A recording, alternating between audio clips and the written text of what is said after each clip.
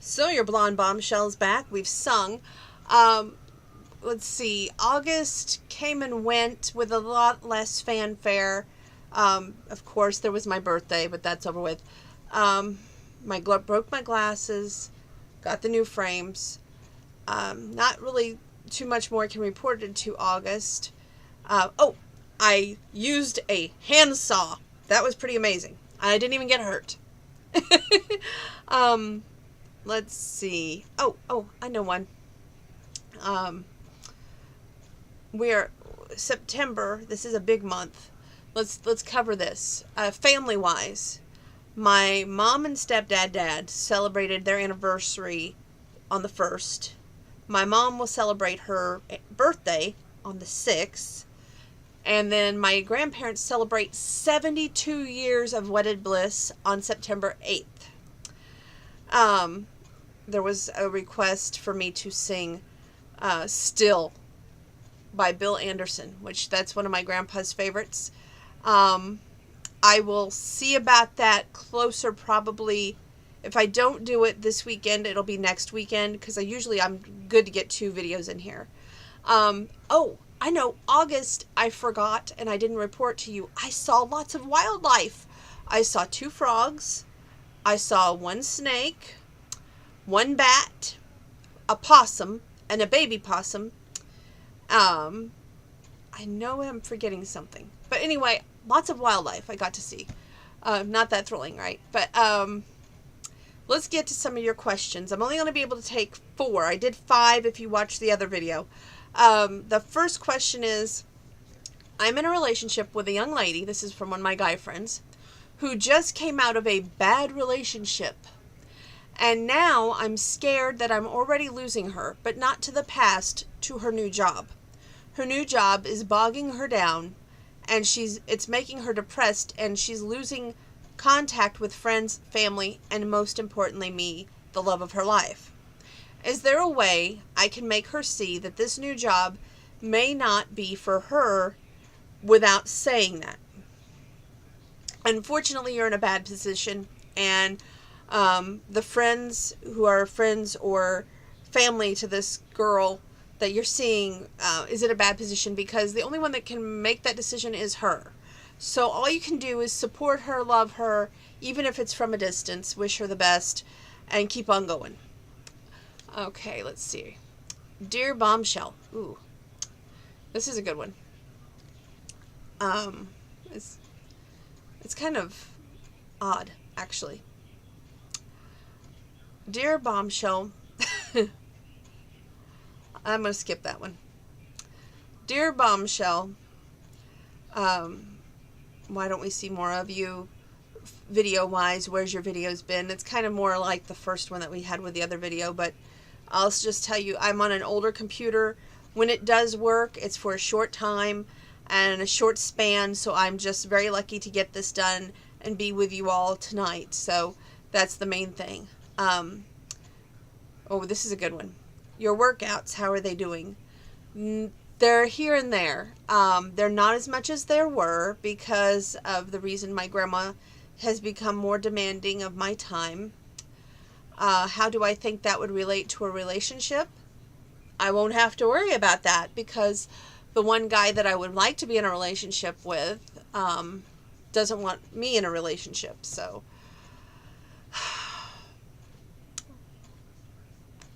not gonna cry. Dear Bombshell. Oh, this is so good. I recently took my girl to a steakhouse. She was afraid to eat, and I asked her why. She didn't tell me she was afraid to eat. I could just see by what she ordered, which was a salad, and ate 2 bites and then told me she was full.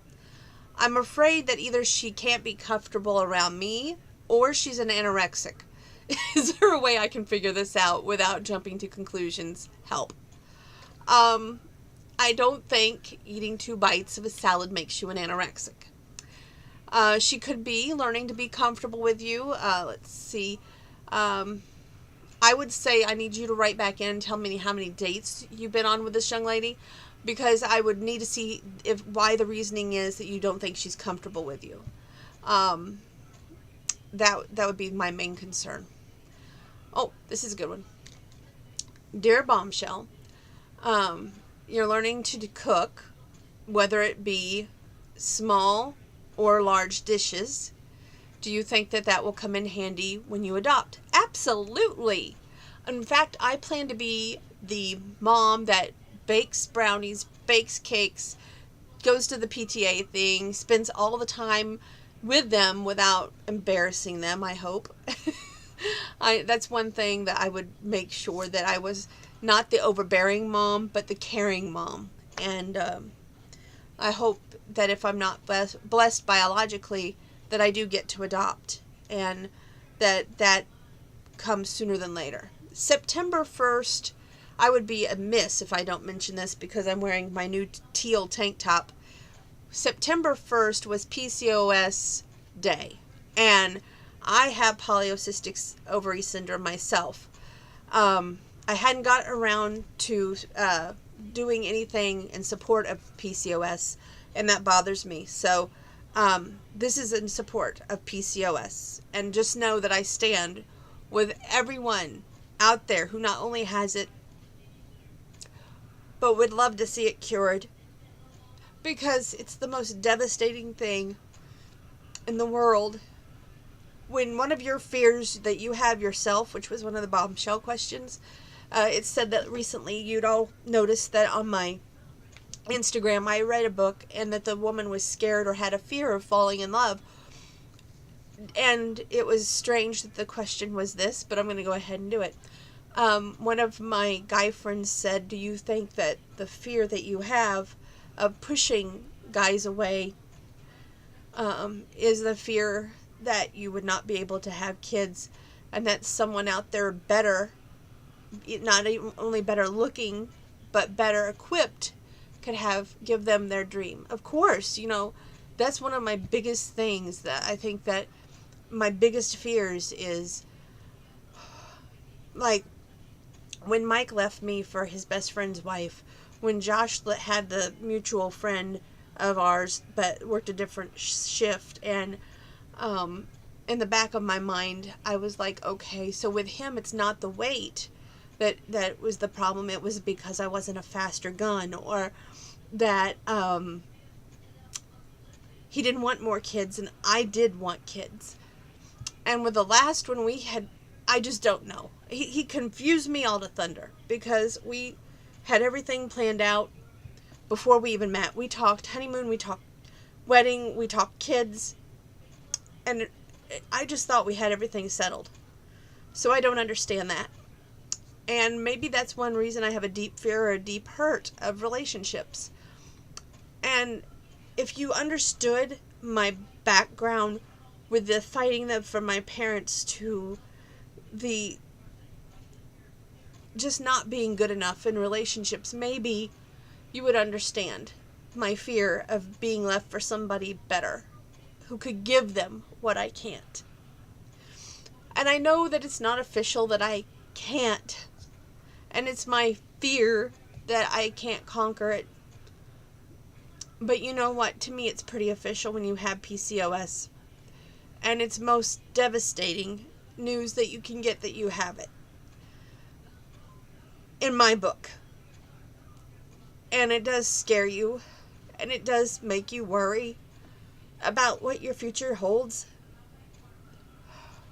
But all you can do is hope for the best, pray for the best, and move forward. I am not ashamed to say that I have tried 3 times at love. And I do have my dating websites out there, but I honestly keep them open, hoping and praying that something will make him want me again. But in all honesty, I don't know if that will ever happen. And I am ready to adopt. So I support the people with PCOS. I support the fight against PCOS. Let's stop this, I call it syndrome disease, because it feels like a disease. And it's just, I wouldn't want it for my worst enemy. I just wouldn't.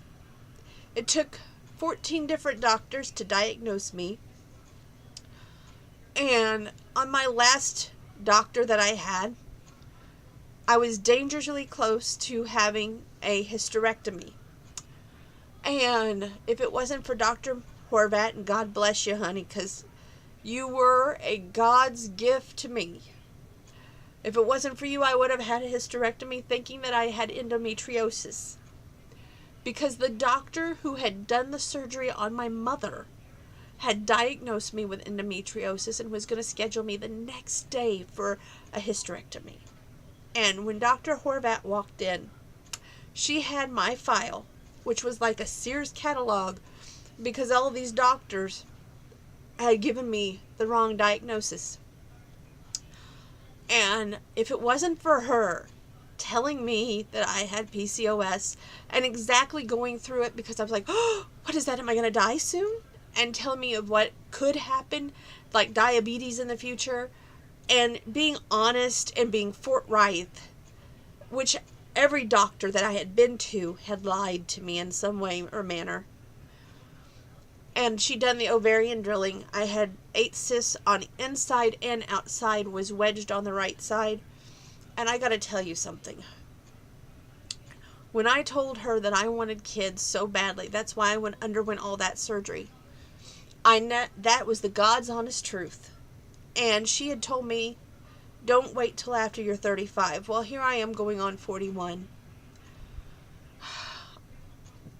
I can't tell you that it would be easy being a mom at this age, but I can tell you that it is my dream, and it has always been my dream, to be a mom. And I would be the best at what I want to be at, and that would be the absolute best in my book. Sorry, I didn't mean to get so deep. Well, before I go any further with these questions, I'm going to have to call it a night. I know I haven't been much help tonight, and I'm sorry, kids. But, got kind of emotional there for a moment. I hope and pray to see you again soon. One major change I can tell you is my niece, Mackenzie, she's the middle niece. She stays here now on Tuesday nights usually. So you guys won't see me on Tuesday ever that I can be sure of. But other than that, I will try to make my videos more often. Next weekend, let's shoot for Saturday, mid-afternoon. I will try and fulfill a couple requests and go from there. Okay? God bless each and every one of you, and I hope and pray to see you again. Wishing you all the best. God bless.